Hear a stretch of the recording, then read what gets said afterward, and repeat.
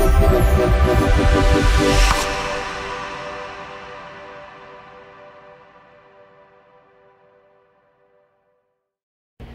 स्वागत है आपका। मैं हूं डॉक्टर एल एन वैष्णव। शासन और प्रशासन के निर्देशन में एक बड़ी कार्रवाई हुई है। मध्य प्रदेश के दमोह जिला मुख्यालय पर ऐसे कोचिंग सेंटर, लाइब्रेरी जो पंजीकृत नहीं है, जिनको अनुमति नहीं है, जो निर्धारित मापदंड को पूरा नहीं करते हैं और जिनको नोटिस देने के बाद उन्होंने उनके दस्तावेज जो मांगे गए हैं उनकी प्रतिपूर्ति नहीं की, उनको ताला लगा दिया गया है। उनमें तालाबंदी कर दी गई है। दमोह के तहसीलदार मोहित कुमार जैन और नगरपालिका के अधिकारी ऋतु पुरोहित ने ये संयुक्त रूप से कार्रवाई की है। बड़ी संख्या में यहाँ पुलिस बल भी मौजूद था और उनके साथ राजस्व और नगरपालिका का अमला मौजूद था। अधिकारियों का कहना है कि हम बच्चों के भविष्य को देखते हुए, उनके जीवन को देखते हुए वह खतरे में ना पड़े, इसके लिए हम कार्रवाई कर रहे हैं। क्योंकि अनेक जगह से जो खबरें आई थी उनमें जो हादसे हुए हैं उनमें अनगिनत छात्र छात्राएं असामयिक काल के गाल में चले गए। दमोह में ऐसा ना हो, इसके लिए हम ये कार्य कर रहे हैं। अगर निर्धारित मापदंड पर ये कार्रवाई होती है, वह अपना काम करते हैं, अनुमति के साथ काम करते हैं तो कोई आपत्ति नहीं है। परंतु अगर नियमों का उल्लंघन करेंगे तो निश्चित रूप से कार्रवाई की जाएगी। इस संबंध में हमने तहसीलदार मोहित कुमार जैन से चर्चा की तो उन्होंने कहा कि ये जो कार्यवाही हो रही है वो शासन प्रशासन के निर्देश के अनुसार हो रही है। जो नियम तय किए गए हैं उन पर ही हम कार्रवाई कर रहे हैं। वहीं दूसरी ओर उनसे जब ये पूछा गया कि जब ये छात्र छात्राएं कहाँ जाएंगे, क्या इसकी वैकल्पिक व्यवस्था कुछ की है, तो उन्होंने कहा कलेक्टर सुधीर कुमार कोचर के निर्देश पर हमने ये वैकल्पिक व्यवस्था कर ली है।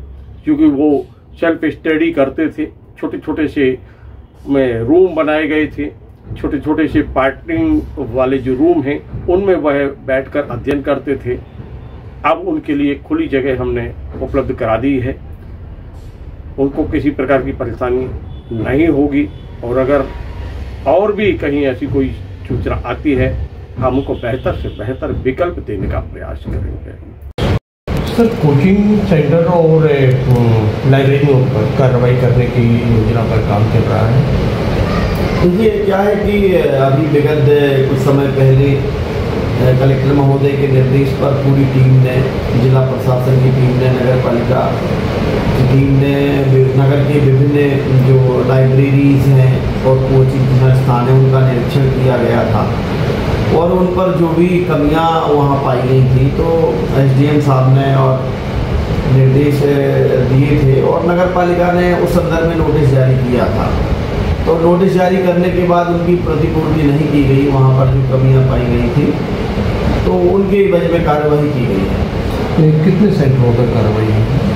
देखिए इसमें अभी नगर पालिका ने कल जो ज़्यादा वैसी स्थिति में थे जहाँ ज़्यादा बच्चे पढ़ रहे थे और छोटे छोटे हाल में 100 बच्चे वगैरह वहाँ पर लाइब्रेरी में अध्ययन कर रहे थे और उनकी प्रॉपर व्यवस्थाएं नहीं थी सुरक्षा के दृष्टिकोण से, तो कल नगर पालिका ने पुनः नोटिस जारी किया था और 6 लोगों की जो ऐसे कोचिंग संस्थान या लाइब्रेरी है उनको आज सील किया गया है। प्रशासन ने कार्रवाई की है, लेकिन अब बच्चों के भविष्य का सवाल है। बच्चों के भविष्य के लिए क्या चिंता कर रही है सरकार?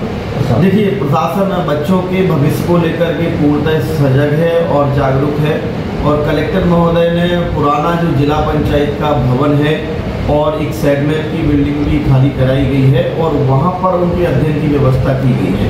तो बच्चे जितने भी छात्र छात्राएँ अभी कोचिंग या वहाँ जा रहे थे लाइब्रेरी में, उनको असुविधा ना हो, हमने वहाँ पर उनके पढ़ने की व्यवस्था की हुई है और वहाँ पर जाकर के वो पुराना छात्र जिला पंचायत का भवन और सेगमेंट की बिल्डिंग उसको इस्तेमाल कर सकते हैं। ये उनके लिए अध्ययन करने के लिए, उनके लिए निःशुल्क रहेगा अध्ययन करने के लिए, क्योंकि अभी जो बच्चे जा रहे थे वहाँ केवल अध्ययन के पर्पज से जो लाइब्रेरी में जाकर के पढ़ रहे थे उनको इनको यहाँ पर बैठने की व्यवस्था की हुई है।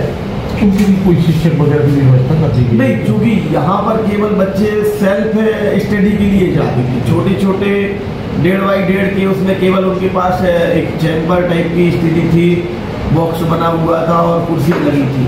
तो वहाँ पर केवल ये पढ़ने के लिए जाती थी, वहाँ कोई इनको मार्गदर्शन मिलता नहीं था, यहाँ कोई टीचर नहीं थे, सेल्फ स्टडी के लिए जाती थी।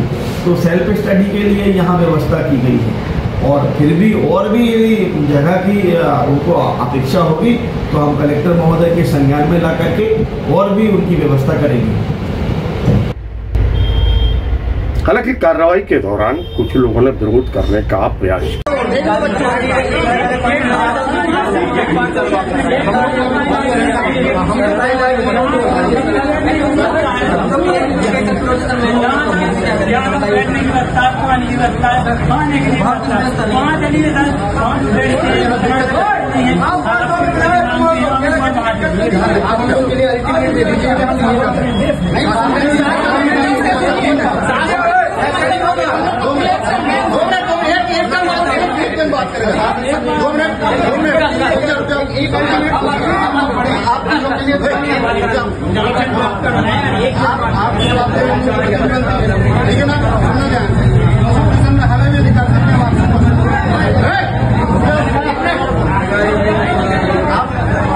होटल चेक करिए, चल के एक बात दूसरे हॉस्पिटल चेक करिए, सुनना न्यूज में आप लोग बनाइए, निकालेंगे होटल, हॉस्पिटल, सरकारी दुकानें कितनी में चले जाएगी, और एक सरकारी ऑफिस, सब चीजें चेक करिए, उसके बाद स्टूडेंट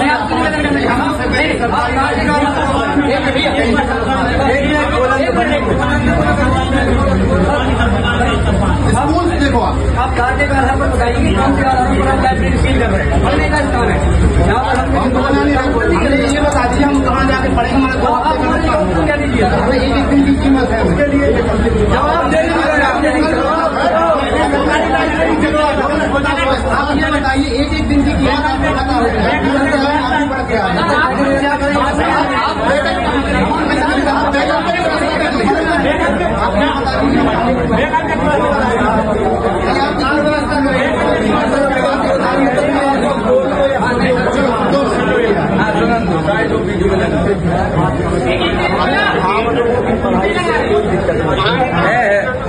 चाहते हैं कि आप लेकिन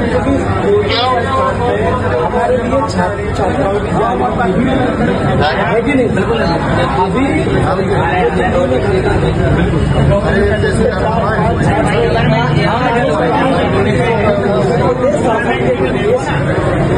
जहाँ पर प्रॉपर चीजें नहीं है वहाँ पर वो पूर्ति कराए। हमारा उद्देश्य उन चीजों की पूर्ति के लिए है ताकि जैसे मान लो यहाँ पर 50 बच्चे चल रहे, 7 बच्चे पढ़ रहे, निकलने की प्रॉपर व्यवस्था नहीं है।